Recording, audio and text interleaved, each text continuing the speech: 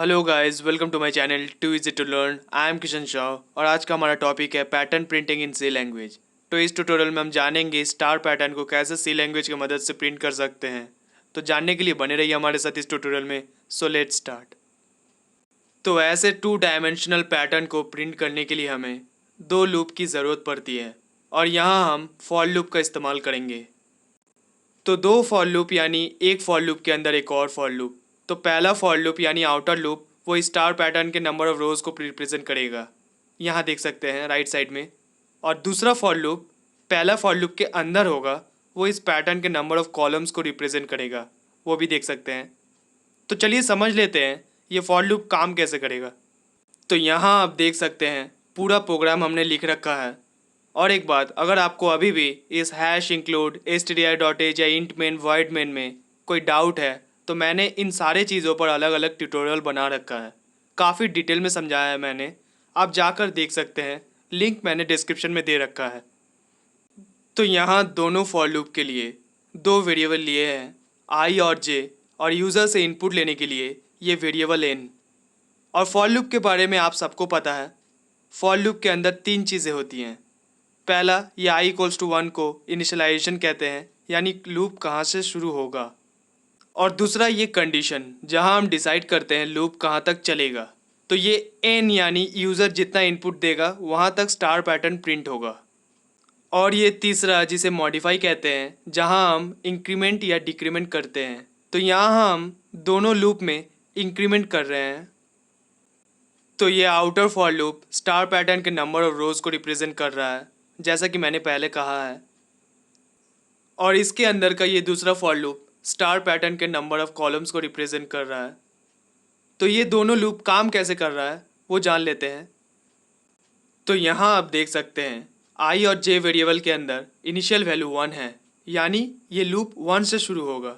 और ये N variable की जगह कोई भी रैंडम इनपुट जैसे 5 ले लेते हैं ताकि समझने में आसानी हो। तो यहाँ 1 से शुरू होकर 5 तक चलेगा। तो यहाँ आई का इनिशियल वैल्यू 1 है, तो यहाँ कंडीशन चेक होगा 1<=5 है या नहीं। जी हाँ, कंडीशन सेटिस्फाइड हो रहा है क्योंकि 1 5 से छोटा है। तो अब आउटर लूप से यहाँ इस इनर लूप में आ जाएगा। और यहाँ जे का इनिशियल वैल्यू 1 है, तो यहाँ कंडीशन चेक होगा जे का वैल्यू आई के वैल्यू से छोटा या इक्वल है या नहीं। जी हाँ, कंडीशन सेटिस्फाइड हो रहा है क्योंकि जे का वैल्यू भी 1 और आई का वैल्यू भी 1, दोनों इक्वल है। तो जब इनर लूप का कंडीशन सेटिस्फाइड होगा तो यहाँ प्रिंटफ फंक्शन 1 स्टार प्रिंट करेगा, यहाँ देख सकते हैं राइट साइड में। फिर यहाँ जे का इनिशियल वैल्यू 1 से इंक्रीमेंट होकर 2 हो जाएगा। फिर यहाँ कंडीशन चेक होगा जे का वैल्यू 2 आई के वैल्यू से छोटा या इक्वल है या नहीं। तो आई का वैल्यू 1 है, यहाँ देख सकते हैं, तो कंडीशन सेटिस्फाइड नहीं हो रहा है। तो अब ये इनर लूप टर्मिनेट हो जाएगा।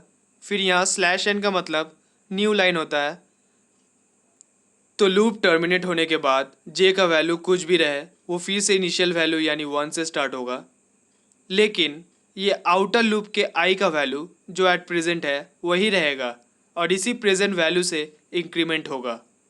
तो ये इनर लूप टर्मिनेट होकर न्यू लाइन पर मूव हो जाएगा, यानी अब दूसरे रो से स्टार प्रिंट होगा।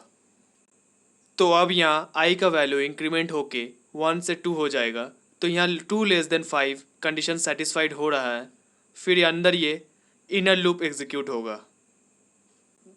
तो यहाँ चेक करेंगे जे का वैल्यू आई के वैल्यू से < या इक्वल है या नहीं। तो सेटिस्फाइड हो रहा है क्योंकि आई का वैल्यू 2 है और जे का वैल्यू 1, यहाँ देख सकते हैं। तो ये प्रिंटफ फंक्शन एक स्टार प्रिंट करेगा। फिर यहाँ जे का वैल्यू इंक्रीमेंट होकर 1 से 2 हो जाएगा। फिर भी कंडीशन सेटिस्फाइड होगा क्योंकि 2 = 2 है।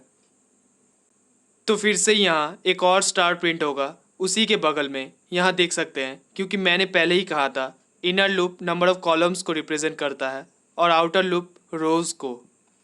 फिर जे इंक्रीमेंट होगा 2 से 3, लेकिन कंडीशन यहाँ फेल हो जाएगा क्योंकि आई का वैल्यू 2 है और जे का वैल्यू 3। तो जे आई से बड़ा हो जाएगा, तो लूप फिर से टर्मिनेट होकर यहाँ नेक्स्ट लाइन में मूव हो जाएगा और फिर से जे का वैल्यू 1 हो जाएगा। तो अब यहाँ आई इंक्रीमेंट होकर 2 से 3 होगा। फिर अंदर इस लूप में जे का वैल्यू सिमिलरली 1 से 3 तक इंक्रीमेंट होगा और 3 स्टार प्रिंट करेगा नेक्स्ट लाइन में यहाँ। फिर जब जे का वैल्यू 3 से 4 होगा तो आई के वैल्यू से बड़ा हो जाएगा क्योंकि कंडीशन में आई है और आई का वैल्यू 3 है। तो 3 स्टार्स प्रिंट करने के बाद जब जे का वैल्यू 3 से 4 होगा तो लूप टर्मिनेट होकर नेक्स्ट लाइन में मूव हो जाएगा और फिर जे इनिशियल वैल्यू से स्टार्ट होगा। फिर आई का वैल्यू 3 से 4, तो 4 लेस देन 5 यहाँ कंडीशन सेटिस्फाइड हो रहा है। फिर अंदर यहाँ जे 1 से 4 तक कंडीशन चेक करके 4 स्टार्स प्रिंट करेगा और जब जे का वैल्यू इंक्रीमेंट होकर 4 से 5 होगा तब लूप टर्मिनेट हो जाएगा और फिर नेक्स्ट लाइन में मूव हो जाएगा। फिर जे का वैल्यू भी इनिशियल हो जाएगा। फिर से आई का वैल्यू 4 से 5 होगा, कंडीशन सेटिस्फाइड क्योंकि 5 इक्वल टू 5 होता है। फिर अंदर लूप में जे 1 से 5 तक चेक करेगा इंक्रीमेंट होकर और 5 स्टार प्रिंट करेगा क्योंकि यहाँ आई का वैल्यू 5 है। और जब जे का वैल्यू 5 से 6 हो जाएगा तो फिर से लूप से बाहर निकलकर नेक्स्ट लाइन में मूव हो जाएगा और फिर जे इनिशियल पर पहुंच जाएगा। अब यहाँ आई का वैल्यू 5 से इंक्रीमेंट होकर 6 होगा तो कंडीशन सेटिस्फाइड नहीं होगा क्योंकि यहाँ लिमिट 5 तक है और 6 5 से बड़ा है, तो कंडीशन फेल हो जाएगा और फिर अंदर का लूप भी एग्जीक्यूट नहीं करेगा। फिर जितने स्टार्स यहाँ दिख रहे हैं राइट साइड में उतने स्टार्स आउटपुट में प्रिंट हो जाएगा। तो अगर इसी तरह यहाँ 5 के जगह अगर 6 होता तो उसी तरह ये दोनों लूप एग्जीक्यूट होता और आउटपुट में 1 से 6 तक का पैटर्न प्रिंट कर देता। तो चलिए इस पूरे प्रोग्राम को कंपाइलर में रन करके देखते हैं। तो पहला इनपुट 5 देकर देखते हैं कितने रोज या कॉलम प्रिंट करता है। तो आप देख सकते हैं जैसा कि हमने पहले देखा 1 से 5 तक का पैटर्न प्रिंट कर दिया है। तो यहाँ कॉलम भी 5 है और रो भी 5। अब एक और इनपुट 6 देकर देखते हैं। तो देख सकते हैं 1 से 6 तक का पैटर्न प्रिंट कर दिया है। तो ऐसे हम किसी भी 2 डायमेंशनल स्टार पैटर्न को प्रिंट कर सकते हैं। ओके गाइज, और अगर आपको अभी भी कुछ ऐसा है जो समझ ना आया हो तो आप मुझे कमेंट सेक्शन में ज़रूर बताएं, मैं आपकी मदद ज़रूर करूँगा।